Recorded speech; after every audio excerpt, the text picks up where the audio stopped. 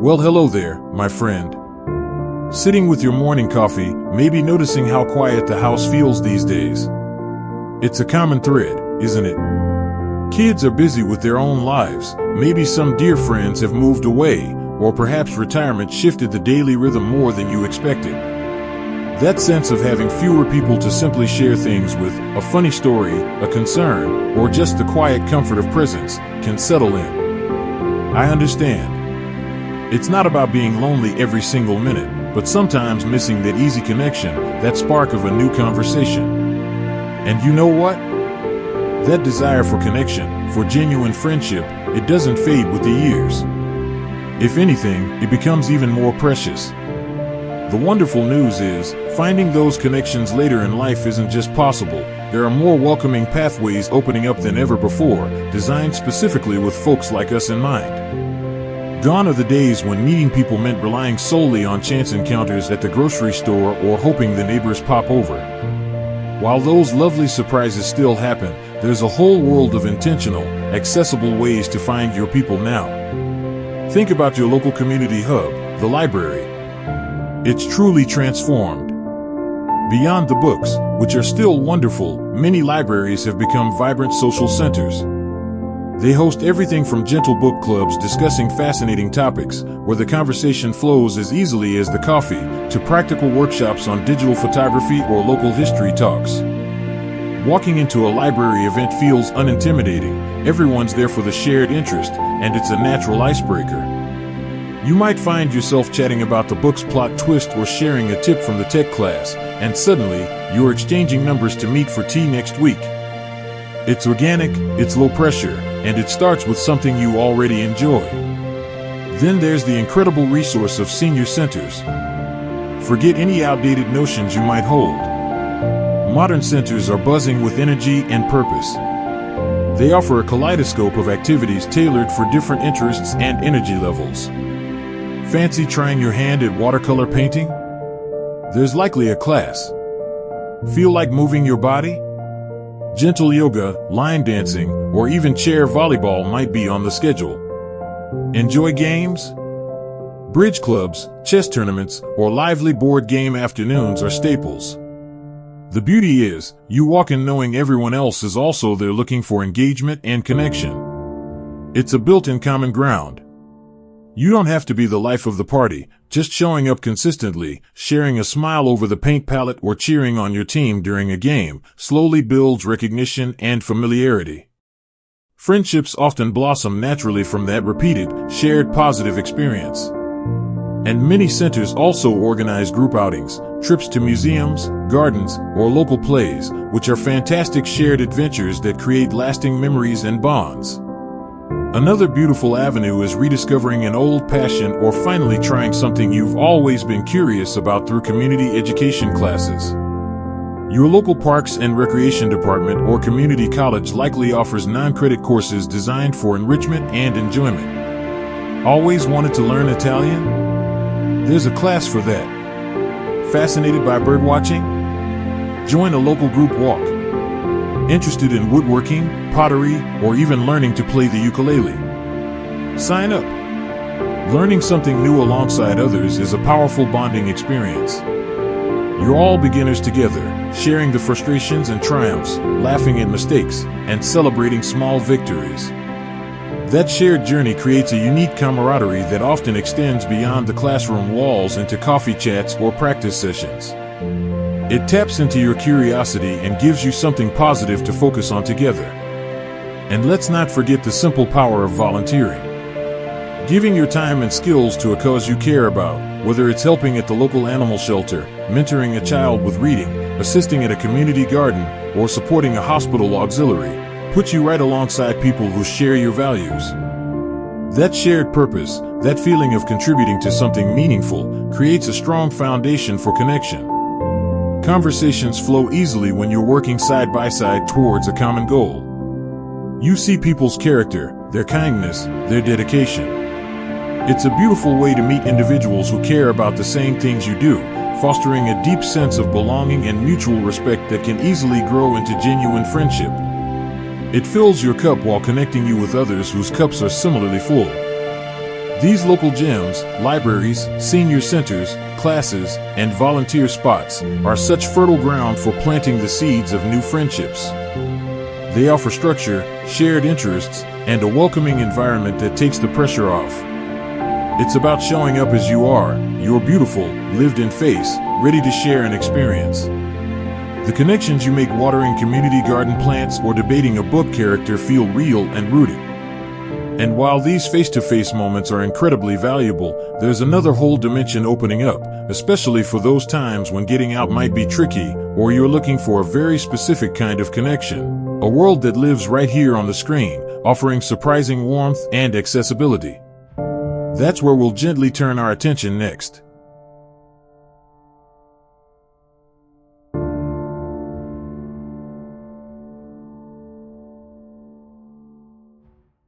Continuing right where we left off, friend.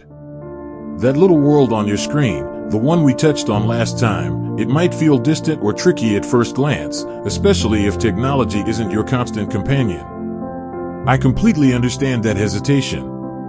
But what if I told you this digital space holds some of the warmest, most accessible doorways to connection specifically designed for folks like us? It's not about replacing a handshake or a shared laugh over coffee, but about adding beautiful new avenues, especially when getting out feels like a lot, or when you're looking for someone who shares that very specific passion for 18th century quilting patterns or Balkan folk music. Think of video calls, like Zoom or FaceTime, not just for seeing the grandkids, though that's wonderful, but as your personal gathering space. It's like having a cozy cafe booth right in your living room. Organizations everywhere, libraries, senior centers, universities, even national groups focused on hobbies or wellness, host online gatherings. Imagine joining a virtual poetry reading where you can listen and maybe share a favorite verse from your chair, or a gentle seated Tai Chi class where you see others moving along with you, all from the comfort of home. There are fascinating online lectures about art history or local wildlife, followed by friendly group chats. You can participate as much or as little as feels right that day. Simply seeing familiar faces week after week in that little gallery of squares builds a lovely sense of community. You start recognizing names, sharing small comments in the chat box, "Loved that poem, Margaret." And suddenly, you're not just attendees, you're companions on a shared journey, even miles apart. It's connection without the commute. Then there are websites and apps built just for our age group, understanding what we value. Platforms like Stitch or Senior Chats aren't about frantic swiping or overwhelming feeds. They're more like digital community centers focused purely on friendship and shared activities, whether online or arranging local meetups. You create a simple profile saying what you enjoy, maybe gardening, classic films, quiet walks, or deep conversations. The platform then helps you find others nearby or online who share those interests. It might suggest joining a small online discussion group about gardening tips, matching you for a one-on-one video coffee chat with another film enthusiast, or alerting you to a group walk happening in a nearby park next week. The focus is on genuine connection based on shared interests, with safety features built right in. It feels intentional and calm, a world away from the noise of general social media. Think of it as a helpful neighbor introducing you to someone they think you'd really enjoy talking to. Speaking of interests, the online world is incredible for finding your tribe, no matter how niche your passion might feel locally. Love model railroading? There's a vibrant Facebook group for that. Fascinated by genealogy?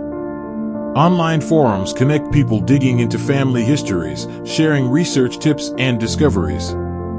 Enjoy crafting, birdwatching, discussing philosophy, or anything in between. There's almost certainly a dedicated online community buzzing with friendly people eager to share their knowledge and enthusiasm. These groups often feel wonderfully welcoming because everyone is united by that shared fascination.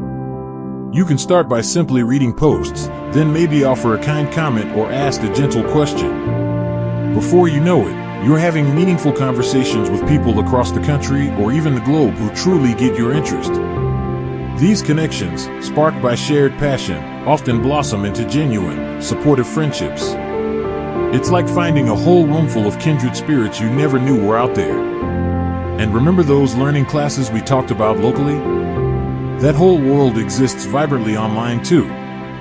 Platforms like Coursera, Osher lifelong learning institutes, often affiliated with universities, or even Masterclass offer incredible courses on everything imaginable. The beauty of taking an online class is the built-in discussion board or virtual study group. You're all learning about Renaissance art, Italian cooking, or understanding astronomy together. You share questions about the lecture, help each other with assignments, no grades, just fun, recommend resources, and celebrate each other's aha moments. That shared experience of discovery and mutual support creates a unique bond. It's collaborative and engaging, turning the solitary act of learning into a rich social experience. You connect over the material, sure, but also over the shared journey of exploring something new at this stage of life. Safety, of course, is always on our minds, and rightly so. The online world, like the physical one, needs mindful navigation. It's simply wise to keep personal details like your home address or financial information private, especially when first connecting. Stick to the platform's messaging system rather than giving out your personal phone number or email immediately. If arranging an in-person meetup through a site or group, choose a well-lit, public place like a cafe for the first time, and maybe let a trusted person know where you'll be. Trust that little voice inside. If something feels off about a person or a request, it's perfectly okay, even wise, to step back. Genuine people seeking friendship will respect your pace and boundaries. These platforms understand this too and usually have clear reporting features if anything feels uncomfortable. Think of it like locking your front door. It's not about fear, it's just sensible care. The vast majority of people online are just like you and me, looking for friendly chat and shared interests. So, whether it's joining a virtual book club from your armchair, finding a walking buddy through a senior app, diving deep into a beloved hobby with an online group, or learning alongside new friends in a digital classroom, the screen can truly become a window to wonderful connections. It complements those local, in-person opportunities beautifully, offering flexibility and reach.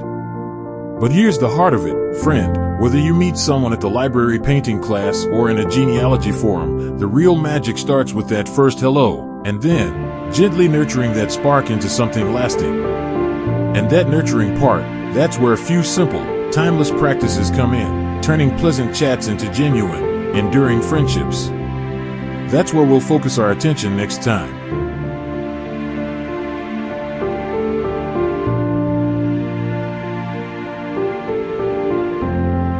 And so, we arrive at the heart of the matter, friend. You found a spark, maybe chatting with someone after the watercolor class, exchanging messages with a fellow history buff online, or meeting a potential walking partner through that senior app. That first flicker of connection is lovely, but how do we gently nurture it into a warm, steady flame of genuine friendship?